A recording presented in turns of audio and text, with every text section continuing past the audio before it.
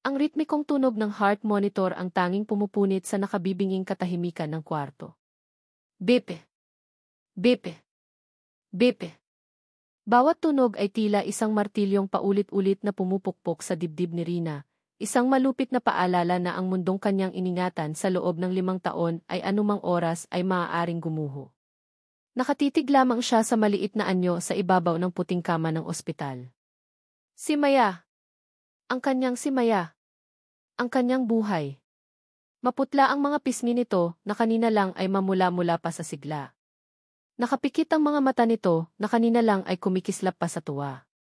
Isang manipis na tubo ng oxygen ang nakakabit sa ilong nito, at ang dextrose na nakasaksak sa munti nitong kamay ay tila isang kadenang gumagapos sa puso ni Rina. Anak, gumising ka na, please di. Halos pabulong na dasal niya.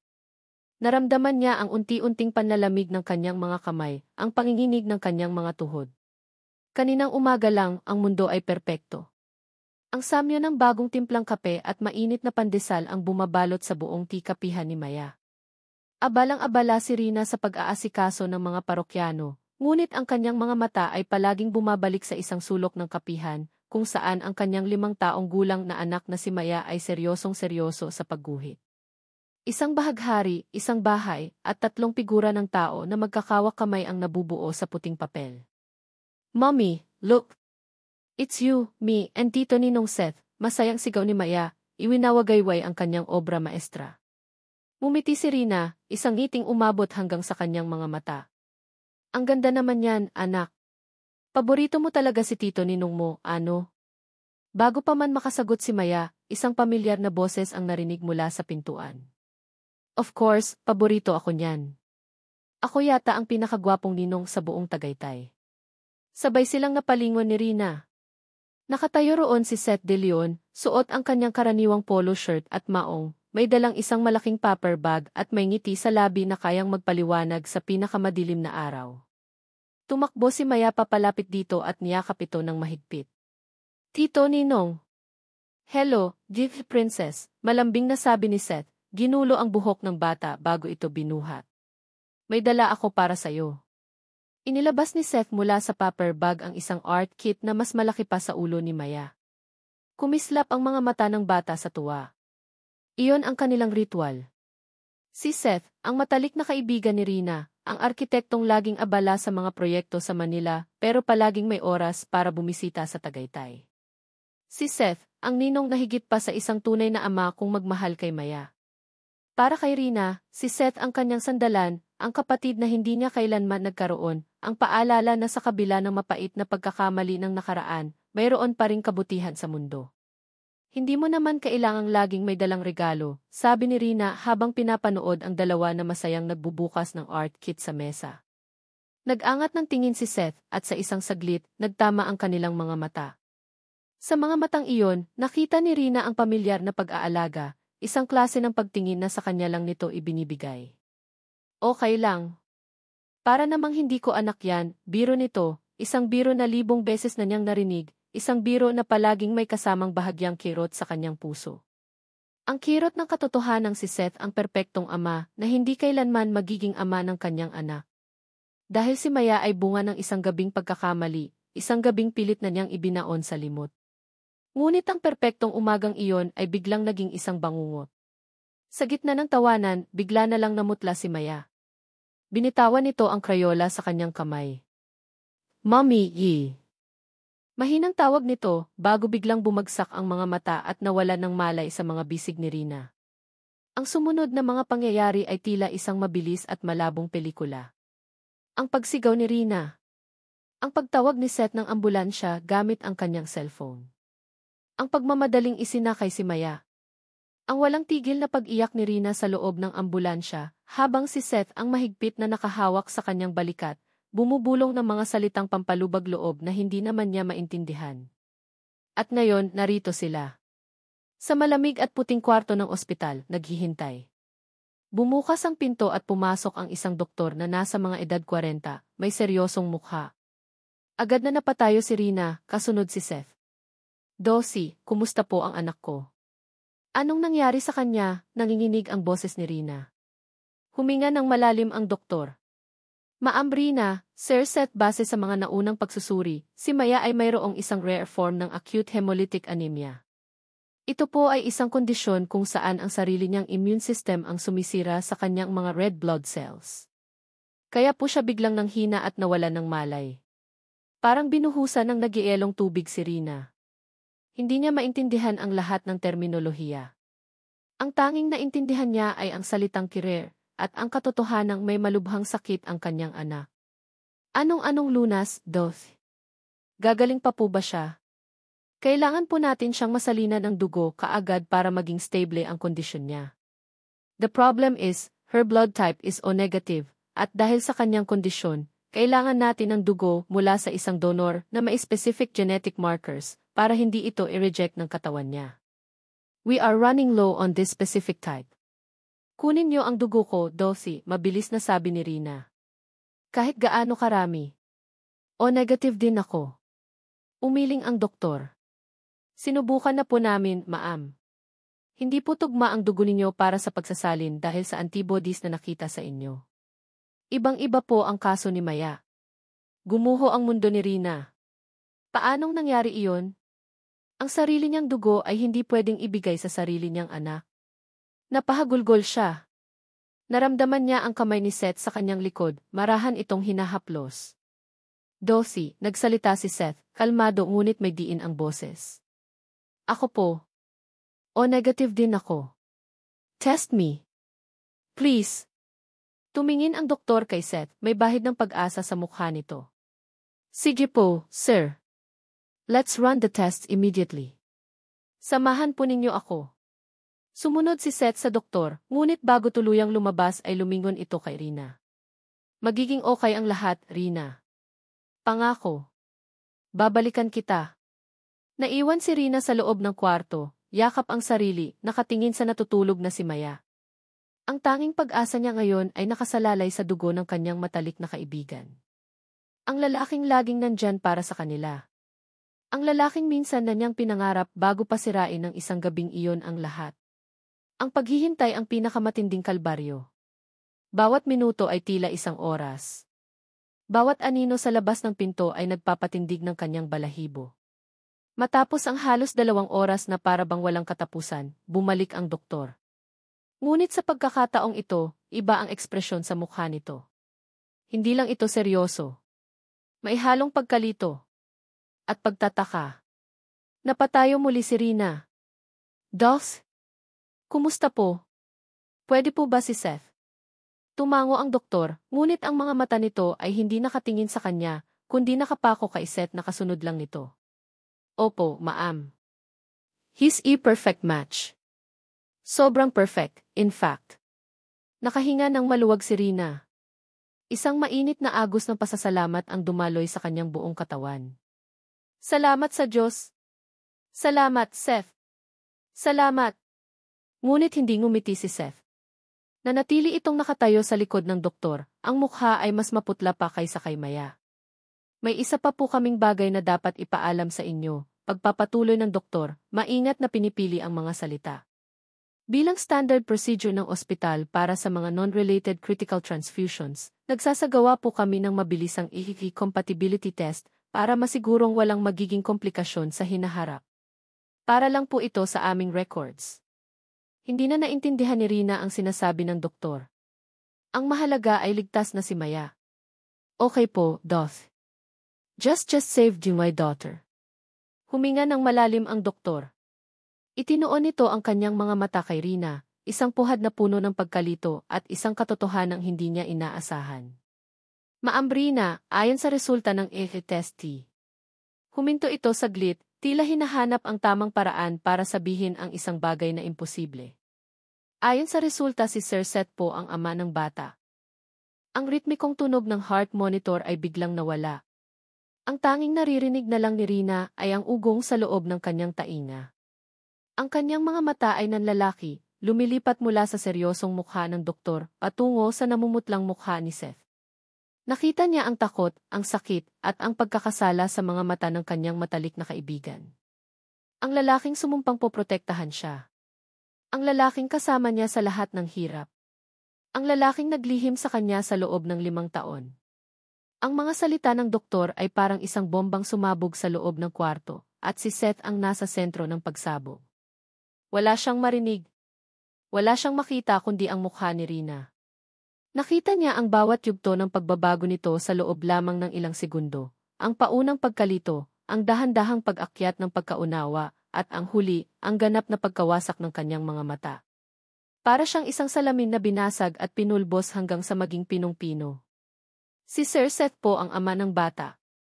Ang katotohanang iyon, na sa loob ng 5 taon ay itinago niya sa pinakamalalim na sulok ng kanyang kaluluwa, ay lumabas na. Isang lihim na bumibigat sa kanyang dibdib sa bawat paggising niya sa umaga, at sa bawat pagtulog niya sa gabi. Sa isang iglap, gumaan ang bigat na iyon, ngunit ang kapalit ay isang bagong bigat na mas nakakamatay, ang sakit sa mga mata ni Rina. Gusto niyang magsalita. Gusto niyang sumigaw. Gusto niyang hawakan si Rina at sabihing, patawarin mo ako. Mahal kita. Hindi iyon pagkakamali. Ngunit ang kanyang mga labi ay tila tinahian. Ang kanyang dila ay parang naging bato. Dahil sa likod ng mukha ni Rina, isa pang mukha ang biglang sumulpot sa kanyang isipan, ang malamig at mapagmatang mukha ng kanyang kapatid na si Isabelle. At kasabay nito, ang mga salitang sinabi nito 5 taon na ang nakalilipas, mga salitang tila isang sumpa. Remember your promises, Seth. Or will ruin her. Sir Seth. Narinig niya ang boses ng doktor, tila nanggagaling sa malayo. Doon lang siya natauhan. Agad na nagsimulang umikot ang kanyang isipan. Kailangan niyang mag-isip. Kailangan niyang kumalma. Ang pinakamahalaga ngayon ay si Maya. Ang dugo ko kailangan na ni Maya, halos garalgan na sabi niya, pilit na iwinawaksi ang tingin kay Rina. Hindi niya kayang makita ang pagkasuklam na nabubuo sa mga mata nito. Tumango ang doktor at agad siyang ginabayan palabas ng kwarto. Bago siya tuluyang makalabas, isang huling sulyap ang ibinigay niya kay Rina. Nakatayo lang ito, tulala, nakatingin sa kawalan. Wasak. At alam ni Seth na siya, at siya lamang, ang may kasalanan. Habang kinukuhanan siya ng dugo, nakapikit lang si Seth. Hindi sa takot sa karayom, kundi sa takot sa mga alaalang pilit na bumabalik. Ang gabing iyon. 5 taon na ang nakalipas. Isang gabi ng malakas na ulan sa Tagaytay, katulad ngayon. Pareho silang wasak noon. Siya, dahil sa pressure mula sa pamilya na pakasalan ang isang babaeng hindi niya mahal para sa isang business merger. Si Rina naman, dahil sa balitang magpapakasal na ang kanyang dating nobyo. Sa gitna ng kalasingan at kalungkutan, sa loob ng maliit na apartment ni Rina, sa unang pagkakataon, inamin nila ang mga bagay na matagal na nilang itinatago. Pagod na ako, Seth, umiiyak na sabi ni Rina noon, ang mga luha nito'y humahalo sa patak ng ulan sa kanyang pisngi. Pakiramdam ko, nag-iisa na lang ako sa mundo. At sa gabing iyon, niyakap niya ito. Hindi ka nag-iisa, bulong niya. Nandito ako. Mahal kita, Rina. Matagal na. Hindi iyon pagkakamali. Iyon ang pinakatotoong sandali ng kanyang buhay. Ang problema, ang katotohanang iyon ay natuklasan ng taong hindi dapat makaalam. Matapos ang pagsasali ng dugo, bumalik si Seth sa kwarto ni Maya. Payapa na itong natutulog, may bahagya ng kulay ang mga pisngi. Si Rina ay nasa labas, marahil ay ayaw pa siyang makita. Umupo si Seth sa tabi ng kama. Maingat niyang hinawakan ang munting kamay ng bata, iniiwasan ang swero. 5 taon. 5 taon niyang pinanood itong lumaki bilang Tito Ninong. 5 taon niyang kinimkim ang bawat I love you, Tito Ninong, na para bang mga kutsilyong sumasaksak sa kanyang puso. Naramdaman niya ang pag-init ng kanyang mga mata. Isang butil ng luha ang pumatak sa kumot ni Maya. Anak, sorry, pabulong niyang sabi, isang salitang para lamang sa kanilang dalawa. Patawarin mo si Papa. Naging duwag si Papa. Sa sandaling iyon, nag-vibrate ang kanyang cellphone sa bulsa.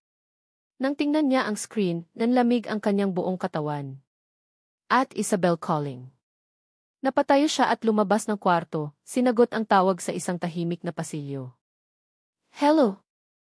I heard the news, ang boses sa kabilang linya ay kasing lamig ng hangin sa Tagaytay. Walang emosyon. Walang pag-aalala. Tanging otoridad. The SAT test. How could you be so careless? Napahigpit ang hawak ni Seth sa kanyang cellphone. It was a hospital requirement.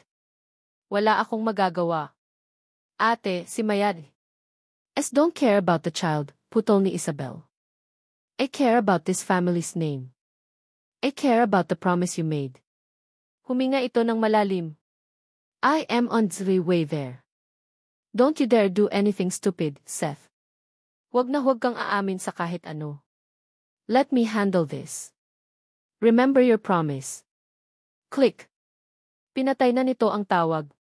Naiwan si Seth na nakatayo sa pasilyo, nanginginig sa galit at kawalan ng pag-asa. Kahit pagkatapos ng 5 taon, hawak pa rin siya sa liig ng kanyang kapatid. Ibinalik niya ang cellphone sa kanyang bulsa at nagpa siya. Hindi na pwede. Kailangan niyang kausapin si Rina bago pa dumating si Isabelle. Kailangan niyang subukang ipaliwanag kahit gaano pa kahirap, kahit gaano pa kasakit. Nakita niya si Rina na nakaupo sa isang bench sa dulo ng pasilyo, nakayuko, magulo ang buhok. Dahan-dahan siyang lumapit. Bawat hakbang ay tila may pabigat na 1,000 kilo. Rina D. Mahina niyang tawag. Nag-angat ito ng tingin. Ang mga mata nito ay tuyo na sa kaluluha, ngunit puno ng isang emosyong hindi pa niya nakikita dati, isang pinaghalong sakit at pagkamuhi. Rina, mag-usap tayo please, T. Pakiusap niya, ang boses ay halos mabasag. Tumayo si Rina. Ngunit sa halip na lumapit, umatras ito ng isang hakbang na para bang isa siyang estranghero, isang panganib. Ang simpleng kilos na iyon ay mas masakit pa sa sampal. Tinitigan siya nito ng diretso sa mata. Ang kanyang boses ay nanginginig ngunit may talim. Huwag mo muna akong kausapin, sabi nito. Hindi ko alam kung sino ang dapat kong paniwalaan. Pagkasabi niyon, tinalikuran siya ni Rina at naglakad palayo, bawat hakbang ay naglalayo sa kanya, hindi lang sa pasilyo ng ospital, kundi sa buhay na minsan nilang pinagsaluhan. Naiwan si Seth na mag-isa, nakatayo sa gitna ng pasilyo, pasan ang bigat ng isang katahimikang siya mismo ang pumili. Lumipas ang 2 araw na parang isang malabong panaginip. Stable na ang kondisyon ni Maya, ngunit ang mundo ni Rina ay nananatiling wasak. Iniwan niya muna ang anak sa pangangalaga ng isang pinsan niyang nurse sa ospital dahil may isang bagay siyang kailangang gawin. Isang bagay na hindi na niya kayang ipagpaliban pa. Ang kapihan ni Maya ay sarado. Ang karatulang key closed na nakasabit sa pinto ay tila isang anunsyo, hindi lang para sa mga parokyano, kundi para na rin sa isang yugto ng kanyang buhay. Nakaupo si Rina sa isa sa mga mesa, sa mismong pwesto kung saan huling umupo si Maya bago ang lahat ay gumuho. Malamig ang hangin na dala ng malakas na ulan sa labas. Bawat patak na humahampas sa yero ng bubong ay tila isang suntok sa kanyang dibdib. Hinihintay niya si Seth. Tinext niya ito kanina, mag-usap tayo. Sa kapihan. Ngayon na. Hindi niya alam kung ano ang dapat maramdaman. Ang galit ay nandyan, nag-aalab, mainit. Ngunit sa ilalim nito ay isang malalim at nagielong sakit. 5 taon. 5 taon siyang nabuhay sa isang kasinungalingan na ang pinakamatrust niyang tao pala ang may akda. Ilang minuto pa, isang anino ang huminto sa labas ng salaming pinto. Bumukas ito at pumasok si Seth. Basa ang kanyang buhok at balikat dahil sa ulan. Nang magtama ang kanilang mga mata, nakita ni Rina ang pagod at sakit sa mukha nito. Ngunit wala na itong epekto sa kanya. Ang tanging nakikita niya ngayon ay ang lalaking nanloko sa kanya. Isinara ni Seth ang pinto, at ang tunog ng pag-click ng seradura ay nagmistulang hudyat. Sila na lang dalawa. Sila at ang katotohanang nakatayo sa pagitan nila na parang isang pader na hindi kayang tibagin. Rina D. Panimula ni Seth, ang boses ay mababa at pagod. Pinutol siya ni Rina. Hindi niya kailangan ng mga pambungad. Kailangan niya ng mga sagot. Tumayo siya, ang mga kamay ay nakakuyom sa kanyang tagiliran. Bakit? Isang salita lang, ngunit puno ito ng bigat ng 5 taon ng pag-iisa, ng mga gabing walang tulog, ng mga luhang siya lang ang nakakaalam. Nag-iwas ng tingin si Seth. Tumingin ito sa sahig, sa mga mesa, sa kahit saan, wag lang sa kanya. Rina, hindi ko di. Bakit, Seth? Ulit ni Rina, mas malakas na ngayon, may panginginig sa kanyang boses. Bakit mo itinago sa akin sa loob ng 5 taon? 5 taon, Seth. Alam mo ba kung anong pinagdaanan ko? Alam ko at patawarin mo ako. Hindi mo alam, sigaw niya, at sa wakas, ang pader na kanyang itinatayo ay gumuho. Bumuhos ang lahat ng sakit. Hindi mo alam ang pakiramdam na isipin na bunga ka ng isang pagkakamali sa isang gabing hindi mo na matandaan. Hindi mo alam ang kahihiyan. Ang pag-iisa. Ang pagpapalaki sa isang bata na mag-isa, habang iniisip kung nasaan ang walang kwentang lalaking ama niya. Humakbang si Seth palapit. Rina, hindi ganoon kasimple, may mga bagay na hindi mo maintindihan. Ang mga salitang iyon. Ang mga salitang iyon ang sumira sa lahat. Para kay Rina, iyon ay isang insulto. Isang pag-amin na hindi siya karapat-dapat malaman ang buong katotohanan. Anong hindi simple, tumawa siya ng walang saya, isang tawang puno ng pait. Iniwan mo ako. Hinayaan mo akong mag-isang panagutan ang lahat. Alam mo na sa simula pa lang. Habang ako, umiiyak gabi-gabi, sinisisi ang sarili ko, ikaw pala ay nasa tabi ko lang, nagpapanggap na kaibigan. Ang imahe ng mga nakaraang taon ay bumalik sa kanya. Si Seth na nag-aalok ng tulong. Si Seth na bumibili ng gatas ni Maya. Si Seth na nag-aasikaso sa binyag. Si Seth, ang mabuting ninong. Ang perpektong kaibigan. Ngayon, lahat ng alaalang iyon ay nabahira na ng laso ng panluloko.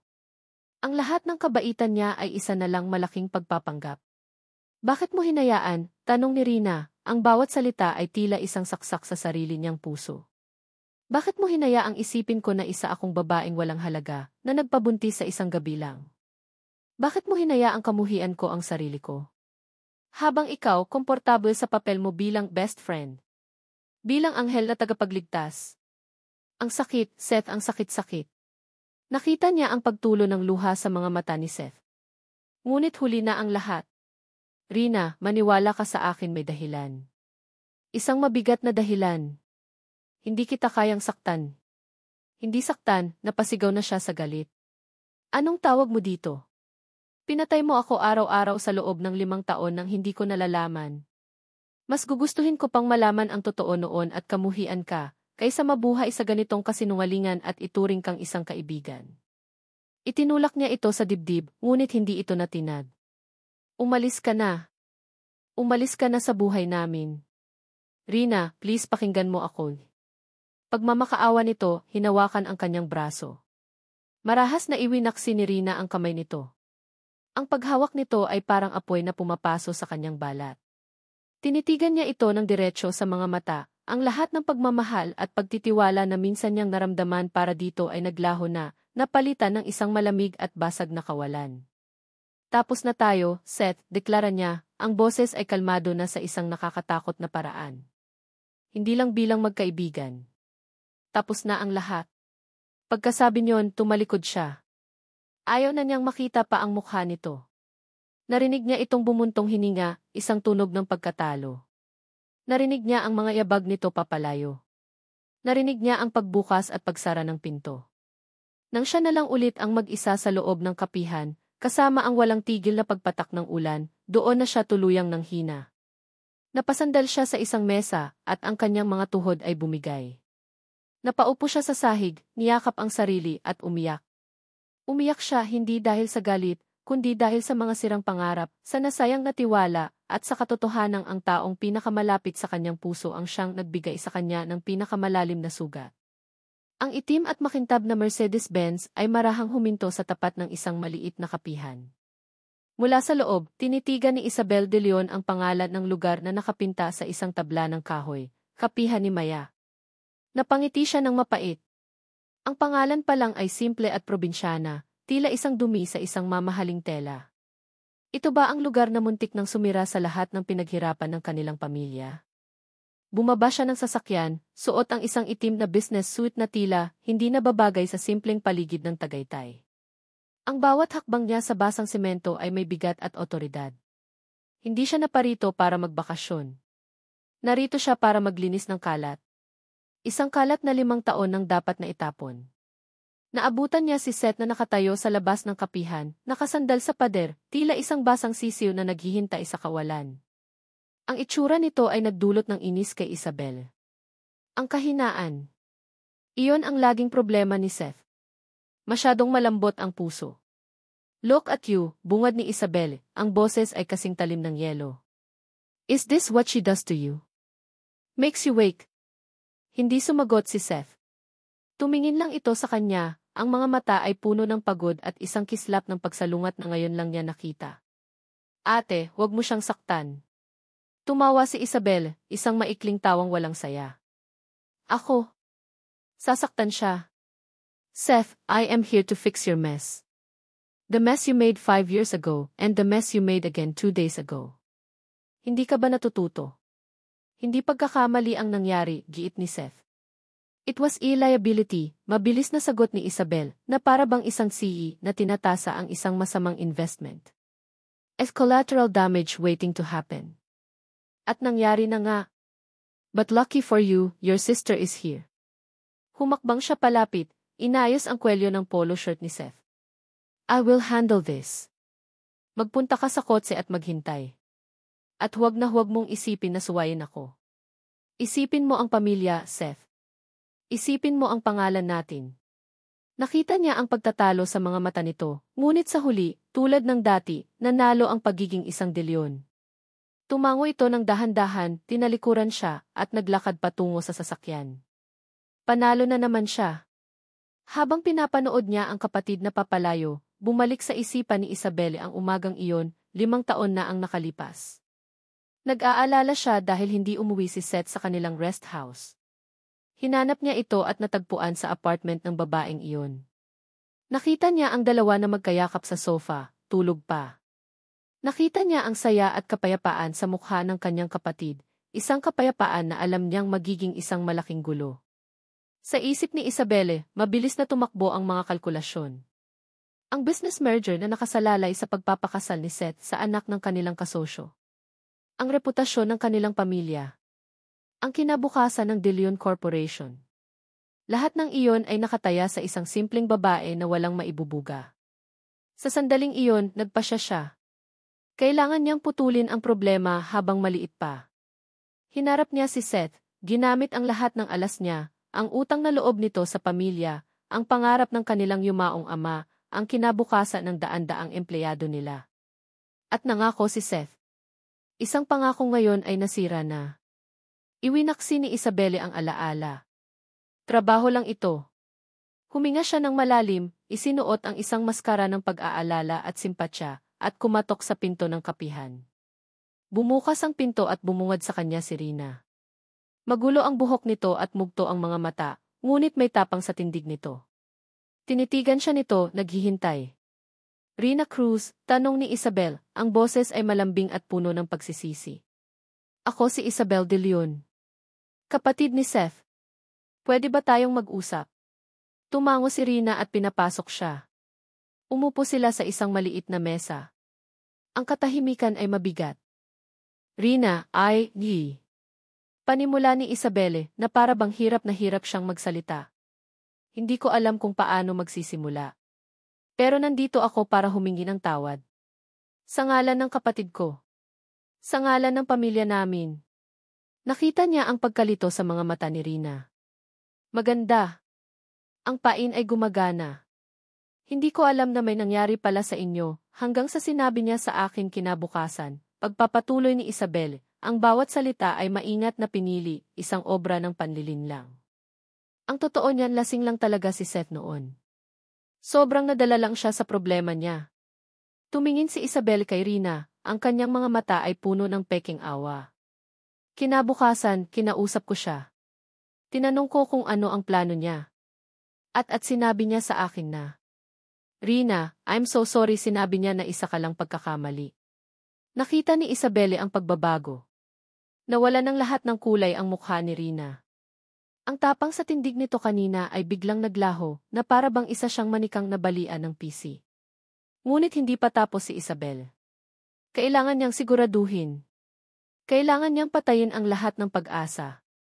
Sinabi pa niya na babalik na siya sa dati niyang girlfriend, yung kasama niya sa Manila. Kaya ako na ang nakiusap sa kanya. Sinabi ko, Seth, wag mo nang sabihin kay Rina. Wag mo nang guluhin ang buhay niya. Hayaan mo na siyang magpatuloy. Ginawa ko yon para protektahan ka, Rina. Ayokong masaktan ka palalo. Patawarin mo ako kung iyon ay isang pagkakamali. Iyon na. Ang huling saksak. Ang perpektong kasinungalingan. Pininta niya si Seth bilang isang duwag na manloloko at ang sarili niya bilang isang tagapagligtas. Tinitigan ni Rina si Isabelle, ngunit ang mga mata nito ay blanko na, tila nakatingin sa kawalan. Hindi ito umiyak. Hindi ito sumigaw. Para itong isang kandilang biglang namatay ang apoy. Ang huling kislap ng pag-asa na baka may mas malalim na dahilan ang lahat ay tuluyan ng pumanaw. Ang natira na lang ay ang malamig at madilim na abo ng isang kasinungalingang buong-buo niyang niyakap. Tumayo si Isabel. Tapos na ang trabaho niya. I'm sorry, Rina. Sana mapatawad mo kami. Tumalikod na siya at naglakad palabas, iniwan si Rina na nakaupo, mag-isa, sa gitna ng mga guho ng kanyang mundo. Mission accomplished. Isa ka lang pagkakamali. Ang mga salitang iyon na inihatid sa kanya ng malambing at mapagkunwaring boses ni Isabel ay paulit-ulit na umuugong sa isipan ni Rina. Hindi na ito isang tanong. Hindi na ito isang misteryo. Ito na ang katotohanan. Isang katotohanang mas masakit pa sa 5 taon ng pag-iisa. Hindi na siya umiyak. Parang naubos na ang lahat ng luha sa kanyang katawan. Ang natira na lang ay isang malawak at malamig na kawalan. Pagkaalis ni Isabelle, nanatili siyang nakaupo sa loob ng kapihan sa loob ng maraming oras. Pinanood niya ang paglipas ng hapon, ang pagdilim ng kalangitan, ngunit para sa kanya, wala nang pagkakaiba ang liwanag at dilim. Lahat ay kulay abo. Ang pagmamahal ni Seth. Isa lang palang awa. Ang pag-aalaga nito kay Maya. Isang paraan para pagtakpan ang pagkakasala. Ang pagiging best friend nito. Isang malaking pagpapanggap. At siya lang pala ang tanga. Ang tangang naniwala na sa kabila ng lahat, may isang taong tunay na nagmamalasakit sa kanya. Isa ka lang pagkakamali. Kinabukasan, ibang Rina ang pumasok sa ospital. Ang lambot sa kanyang mga mata ay napalitan ng tigas. Ang init ng kanyang ngiti ay napalitan ng lamig. Naging epesyente siya, mekanikal. Kinausap niya ang mga doktor, inasikaso ang mga bayarin, at inalagaan si Maya na halos hindi nagsasalita. Pinilit niyang ngumiti para sa anak, ngunit ang mga ngiti niya ay hindi na umaabot sa kanyang mga mata. Nagtayo siya ng isang pader na yelo sa paligid ng kanyang puso, isang pader na walang sinuman ang makakatibag. Nang malaman niyang si Seth ang nagbayad ng paunang deposito sa ospital, isang malaking halaga, hindi pa pasasalamat ang naramdaman niya, kundi galit.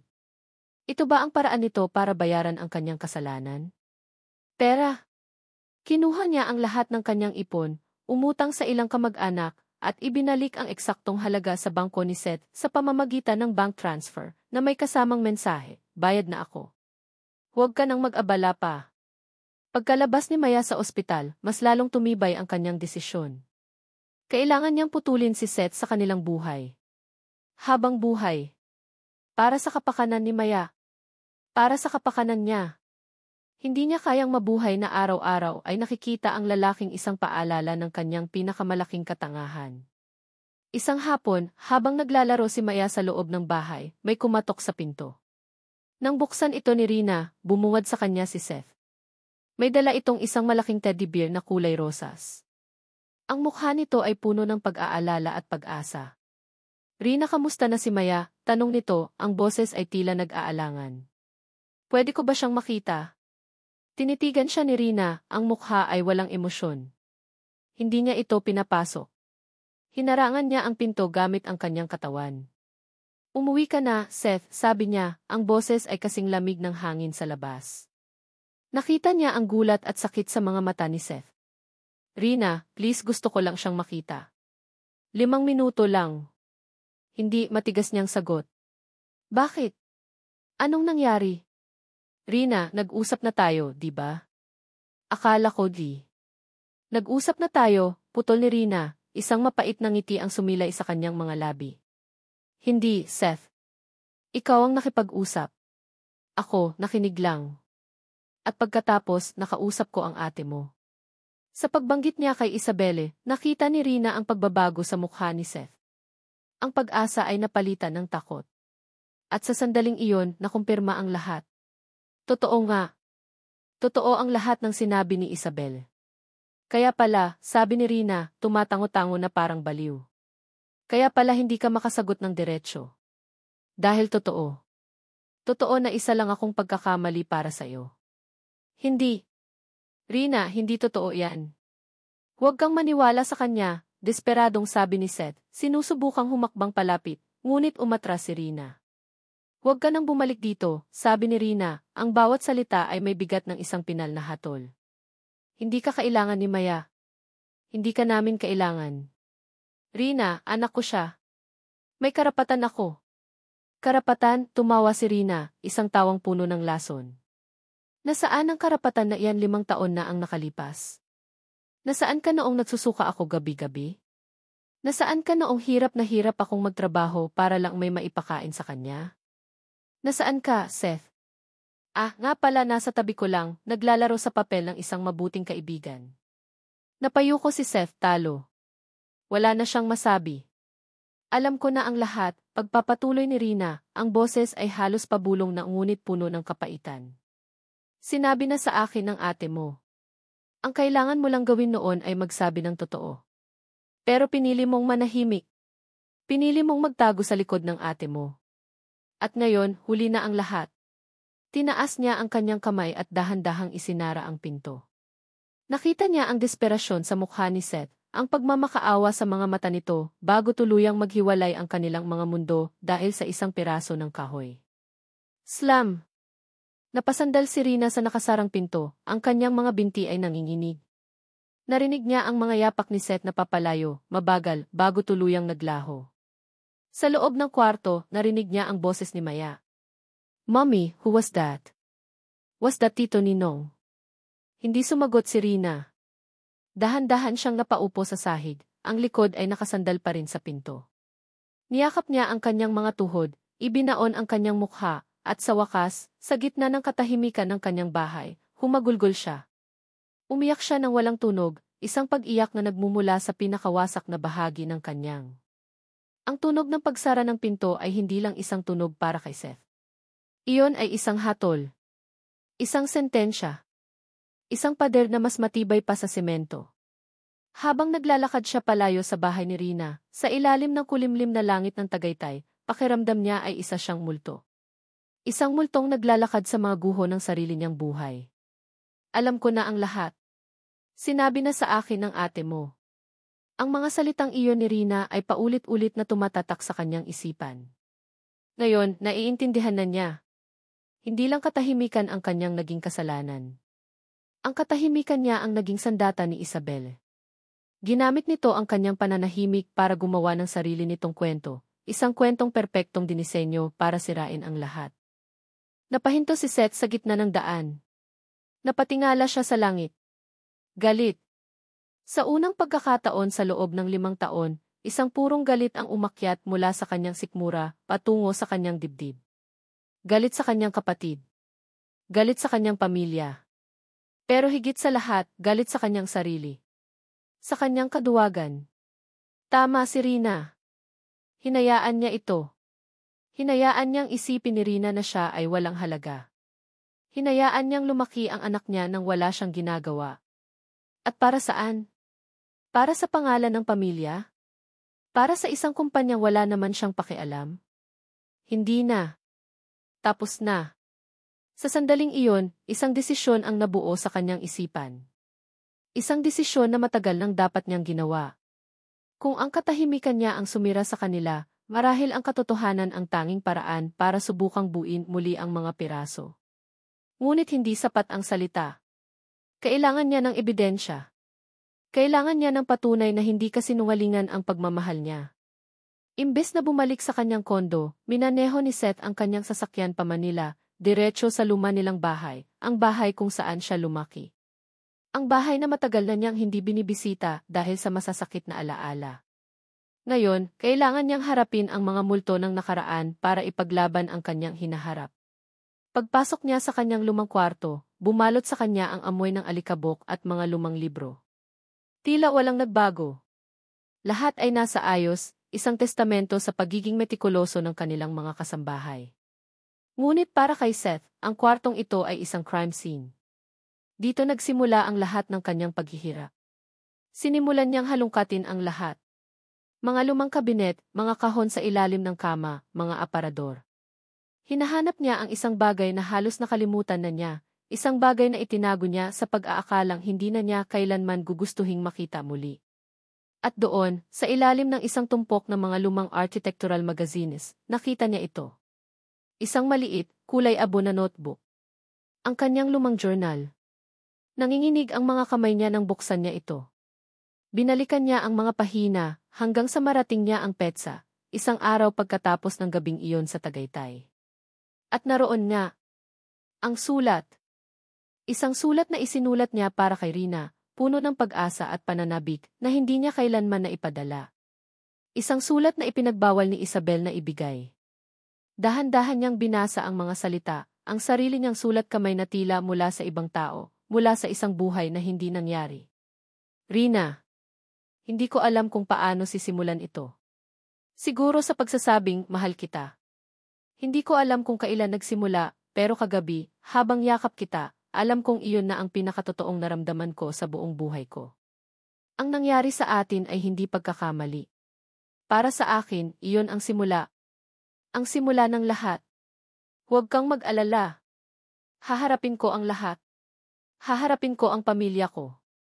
Ang kailangan ko lang malaman ay kung pareho ba tayo ng nararamdaman. Hihintayin kita. Mahal kita, Rina. Noon, ngayon at sana magpakailanman. Nagmamahal. Seth. Napapikit si Seth, hinayaan ang bigat ng mga salitang iyon na bumagsak sa kanya. Ito ang katotohanan. Ito ang patunay. Isang patunay na itinago ng kanyang kapatid. Dala ang journal, sumakay muli si Seth sa kanyang kotse. Mayroon na siyang destinasyon. Hindi na Tagaytay. Kundi ang puso ng kanilang imperyo, ang De Leon Tower sa Makati. Walang pag-aalinlangan siyang pumasok sa gusali. Ang mga gwardiya at empleyado na bumabati sa kanya ay tila hindi niya nakikita. Ang kanyang mga mata ay nakapako lang sa elevator papunta sa penthouse, ang opisina ng si. Ang opisina ni Isabel.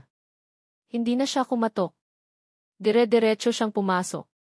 Naabutan niya si Isabel na abala sa isang video call, mukhang seryoso. Ngunit nang makita siya nito, ang mukha nito ay nagbago. Alam nitong may mali. I have to go, mabilis na sabi ni Isabel sa kausap nito bago pinatay ang tawag. Tumingin ito kay Seth, ang mga mata ay nanliliit. What are you doing here? I told you to. Hindi na niya pinatapos si Isabel. Lumapit siya sa malaking mesa nito na gawa sa mahogany at malakas na inilapag ang bukas na journal. Bakit? Tanong ni Seth, ang boses ay kalmado ngunit may nakatagong bagsik. Tumingin si Isabel sa journal at sa isang saglit, nakita ni Seth ang isang kislap ng gulat sa mga mata nito bago ito muling naging malamig. Bakit mo ginawa to, ate? Ulit ni Seth, mas malakas na ngayon. Binasa mo to, di ba? Alam mong mahal ko siya. Alam mong pananagutan ko siya. Pero pinili mong sirain ang buhay ko. Ang buhay namin. Tumayo si Isabelle, puno ng pagmamataas. Sinira. Seth, iniligtas kita. Iniligtas ko ang pamilyang ito mula sa isang malaking kahihiyan. Mula sa isang babaeng walang ambisyon kundi magtinda ng kape. Wala kang alam sa kanya, sigaw ni Seth. Wala kang alam sa pagmamahal. Ang tanging alam mo lang ay pera at kapangyarihan. At anong masama doon, ganting sigaw ni Isabel, ang kanyang postura ay puno na ng galit. Ito ang nagpapakain sa ating lahat. Ito ang bumuhay sayo. Ginawa ko iyon para sayo. Para sa pamilya. Hindi siya karapat-dapat sayo. Ang kanilang mga sigawan ay umalingaw sa malaking opisina. Dalawang magkapatid, nagtutunggali sa gitna ng isang imperyong itinayo sa mga pundasyon ng sakripisyo at, ngayon na pagtanto ni Seth, ng mga kasinungalingan. Sa gitna ng kanilang pagtatalo, sa kasagsagan ng sigaw ni Isabel na hindi siya karapat-dapat sayo, isang tunog ang pumutol sa kanilang dalawa. Click! Ang marahang pagbukas ng pinto ng opisina. Sabay silang napalingon. At doon, sa may pintuan, nakatayo si Rina. Ang mukha niya ay puno ng pagkalito, ang mga mata ay nanlalaki habang nakatingin sa kanilang dalawa. Ang kanyang dibdib ay mabilis na tumataas baba, at sa kanyang mga kamay, hawak niya ang kanyang cellphone. Malinaw na narinig niya. Narinig niya ang lahat. Ang katahimikan na biglang bumalot sa opisina ni Isabel ay mas nakakabingi pa kaysa sa sigawan nila kanina. Ang tanging maririnig lang ay ang mahinang tunog ng aircon at ang mabilis na paghinga ni Rina mula sa may pintuan. Nanatili siyang nakatayo roon, ang cellphone ay nasa kamay pa rin, na para bang isa siyang estatwang biglang nabuhay sa gitna ng isang digmaan. Si Isabelle, sa unang pagkakataon sa buong buhay na nakilala siya ni Seth, ay natigilan. Ang maskara ng kapangyarihan at kontrol ay biglang gumuho, at ang nakita ni Rina ay hindi isang makapangyarihang kundi isang babaeng nahuli sa sarili nitong bitag. Ngunit ang mga mata ni Rina ay hindi nakatingin kay Isabelle. Nakapako ang mga ito kay Seth.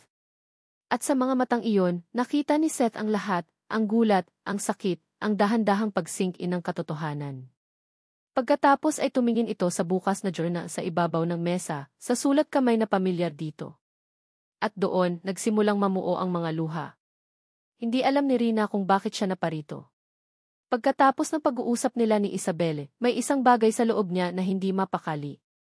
Isang maliit na tinig na nagsasabing masyadong perpekto ang kwento, masyadong malinis. Sa isang desperadong hakbang, tinawagan niya ang landline ng Dillion Corporation at nagpanggap na isang kliyente, at nang malamang naroon si Seth, hindi niya alam kung anong sumanib sa kanya at nagpunta siya roon. Hindi niya alam ang hahanapin. Siguro, isang huling patunay. At nakuha nga niya. Si Seth ang unang kumilos. Dahan-dahan siyang lumapit kay Rina, na para bang lumalapit sa isang sugatang hayop, takot na baka ito'y tumakbo. Rina D. Mahina niyang sabi. Hindi sumagot si Rina. Tumingin lang ito sa kanya, at ang mga luha ay nagsimula ng dumaloy sa kanyang mga pisngi. Mga luhang hindi na dahil sa galit, kundi dahil sa isang napakalaking kalituhan at bigat ng kalooban. Kinuha ni Seth ang journal mula sa mesa at iniabot ito sa kanya. Nanginginig ang mga kamay ni Rina nang tanggapin niya ito. Binasa niya ang sulat. Ang mga salitang isinulat para sa kanya 5 taon na ang nakalipas. Ang mga salitang dapat sana ay nagbago ng lahat. Nang matapos siyang magbasa, napatingin siya kay Isabel na ngayon ay nakaupo na, talunan, nakatingin sa kawalan. Walang salitang namutawi mula kay Rina. Hindi na kailangan. Ang katahimikan niya ngayon ay mas mabigat pa kaysa sa anumang sigaw. Tumalikod siya at nagsimulang maglakad palayo. Rina, wait, sigaw ni Seth. Sumunod siya, iniwan si Isabel na mag-isa sa malamig at malawak nitong opisina. Sinundan niya si Rina hanggang sa elevator, hanggang sa lobby, hanggang sa labas ng gusali. Hindi ito nagsasalita. Patuloy lang ito sa paglalakad. Pinagtitinginan sila ng mga tao, ngunit wala silang pakialam sa mundo. Rina, please kausapin mo ako, pagmamakaawa ni Seth. Huminto si Rina sa isang gilid ng kalsada, sa gitna ng ingay ng trapiko at ng libo-libong taong abala sa kanilang mga buhay. Humarap ito sa kanya. Sumakay ka sa kotse ko, utos nito, ang boses ay walang emosyon. Iuwi mo ako. Ang bayahe pabalik ng Tagaytay ay ang pinakamahaba at pinakatahimik na bayahe sa buhay ni Seth. Si Rina ay nakatingin lang sa labas ng bintana, hawak-hawak ang journal. Paminsan-minsan, nakikita niya sa gilid ng kanyang mga mata ang pagpunas nito ng luha. Walang nagsasalita. Hayaan muna. Ang mahalaga, kasama niya ito. Hindi sila umuwi sa bahay. Itinuro ni Rina ang daan papunta sa isang lugar na pamilyar sa kanila, isang view deck na tinatanaw ang lawa ng Taal, ang lugar kung saan sila madalas tumambay noong mga bata pa sila, noong ang buhay ay simple pa. Bumaba sila ng kotse. Ang hangin ay malamig, ngunit nagbibigay ng kalinawan. Bakit hindi mo sinabi, tanong ni Rina, sa wakas ay binasag ang katahimikan. Hindi ito nakatingin sa kanya, kundi sa lawa. Huminga ng malalim si Seth. Walang palusot. Walang pagdadahilan. Tanging ang hubad na katotohanan. Dahil duwag ako, sagot niya. Dahil natakot ako.